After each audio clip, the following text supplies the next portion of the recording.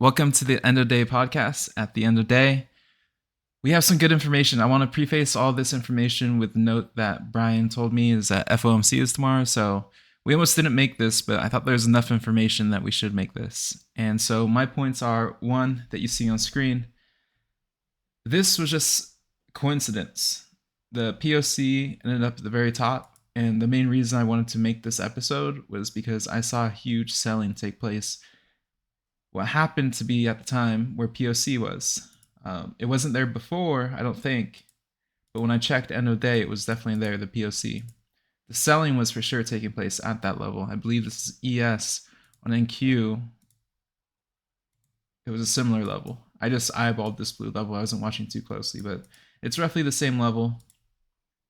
And so on top of this being a major pivot level because of how much investment was made there, the other notes I'd like to add is this top gap is filled, bottom gap unfilled.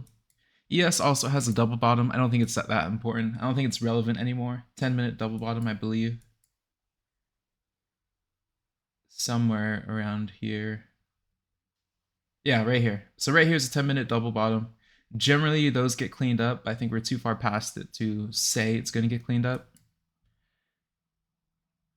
And for me, the last thing about this was there was really good buying today, all day today, pretty easy to read.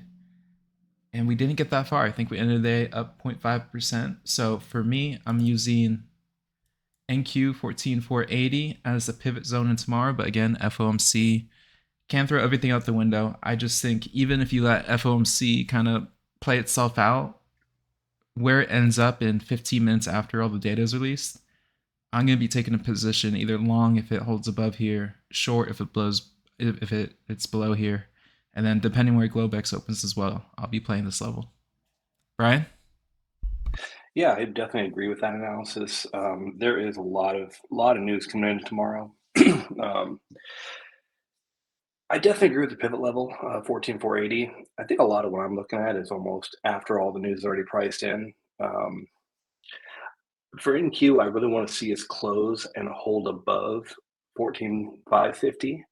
Without that, I could definitely see this downtrend continuing. So I'll be watching that carefully. And that pretty much covers it, really. Because until we digest all the news, which is there's tons of releases starting early tomorrow morning, it's going to be, my guess is we'll probably just drift sideways, consolidate, maybe slowly go up a little bit, but there's been a lot of anticipation before all Yeah, the I agree. news. I think the safe guess or safe assumption is a sideways Globex. But I'm curious, what's the relevance of 14,550 for you? For me, that's kind of like clearing the way. There's a lot of obstacles on the higher time frames. The 14,550, that's not a defined level for me. It's just when I take a quick glance at all the upper time frames, there's just a lot of hurdles I want to clear. If we can clear and actually close above that, that would give me a much more bullish case going forward into the rest of the week, even the week after. If we fail to close above that, I'll probably be looking for the short side most likely. Of course, Awesome. that can all change depending on the news and FOMC. Awesome. One last thing I'll add before we end this is that we are not far enough away, in my opinion, to not call this consolidation yet.